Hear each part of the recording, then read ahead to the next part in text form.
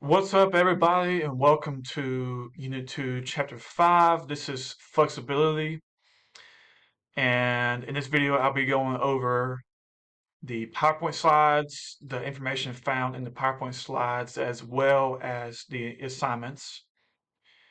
And there's only two assignments due for this chapter, so not a whole lot to do. But without further ado, let's get started. I will go over the assignments first, and then I'll go over the PowerPoint slides. All right, so this first assignment, you're going to explain whether you agree or disagree with this statement. Let's say it's someone that you know and they mention to you that they think that flexibility is not important to your overall health. Would you agree or disagree with that statement? And state your reasoning. Why why do you agree with that statement or why do you disagree?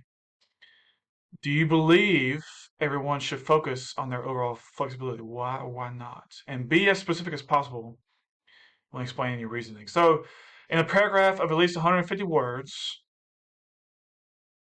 um, do you agree or disagree with that statement? Is or that your flexibility is not important to your overall health. All right, so that's due by Wednesday, June 24th, this Wednesday. And your next assignment, you're going to complete 2 yoga workouts.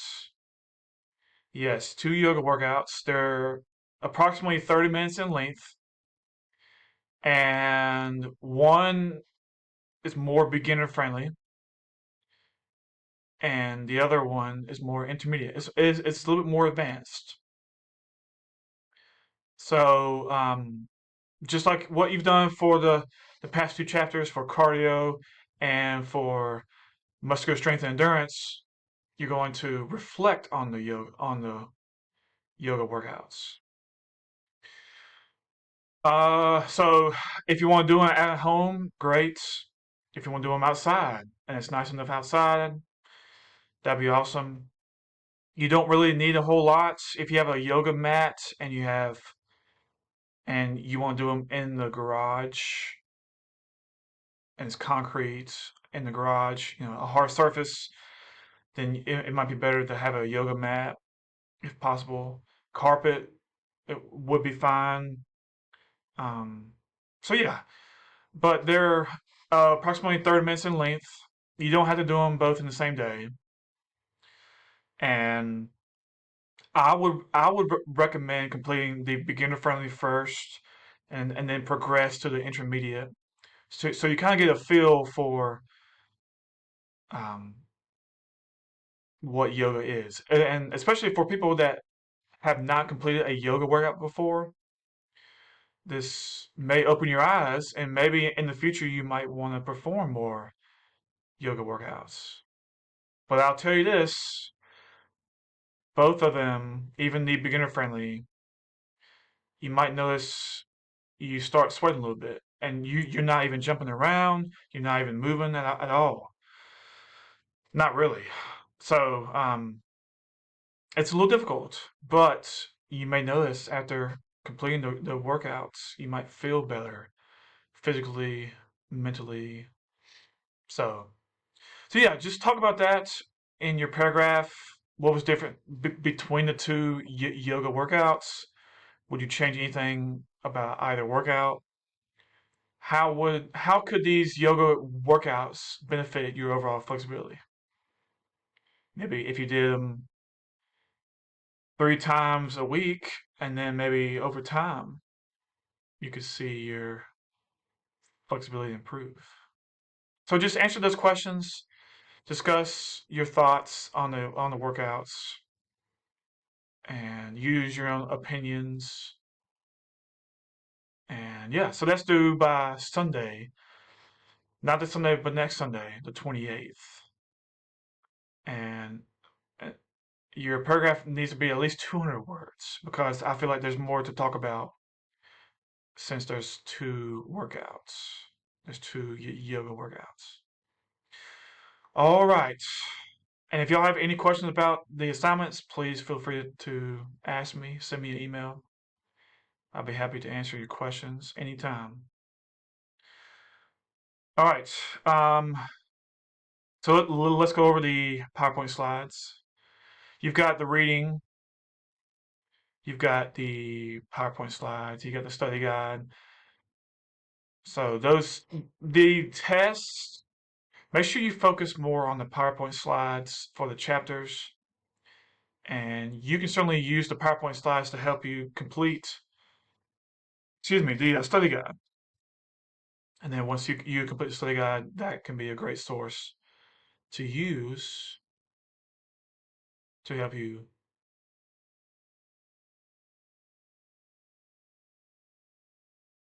Let me see something.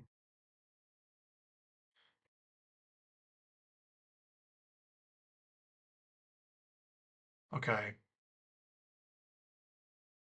I'm glad I caught this. I'm going to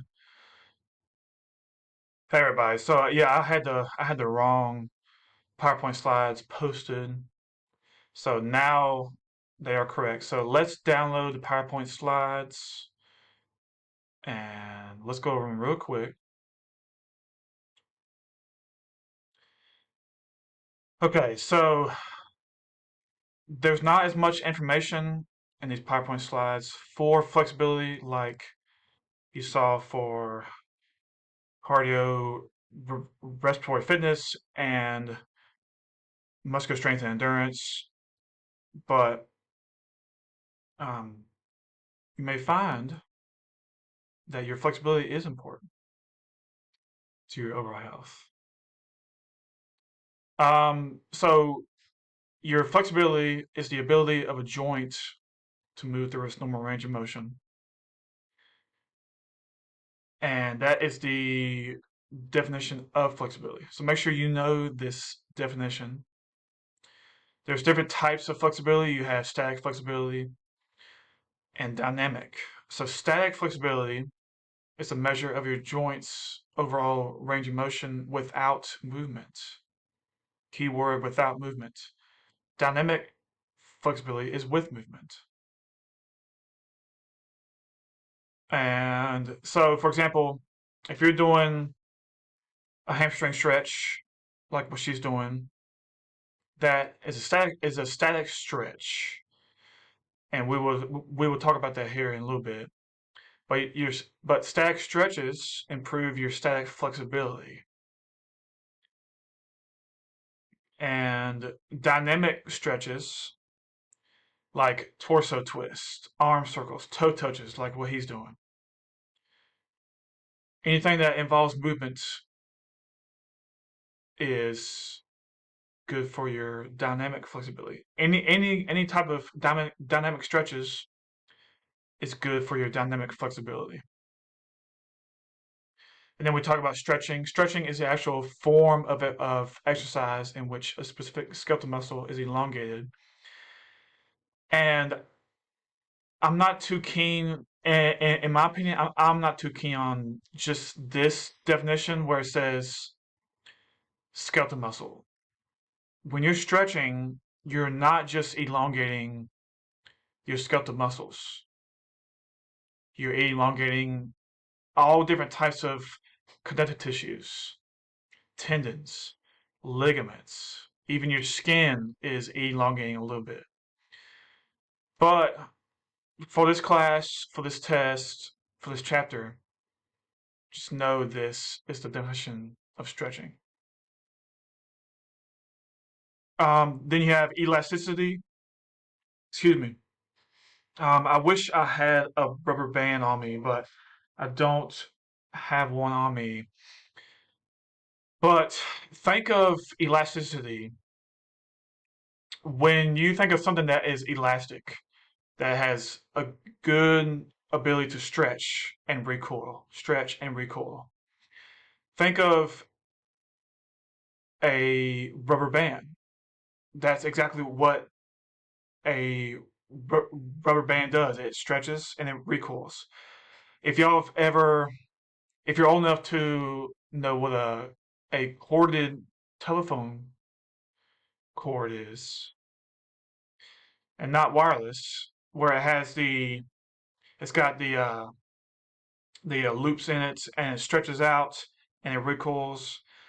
That's what I show my students in the in class section. But your muscles, your your muscles, your tendons, ligaments, everything, when you are stretching, the ability for it to return to resting length after static stretching is a measure of the elasticity. So you want high amounts of elasticity in your skeletal muscles, your tendons, ligaments, etc. So your elasticity is defined as the ability to return to resting length after static stretching.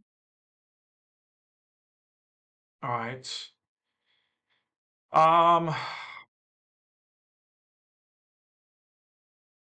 for the benefits of flexibility and stretching, and feel free to use this to answer the or to complete the assignments um, for this chapter. You can use these benefits to help you, but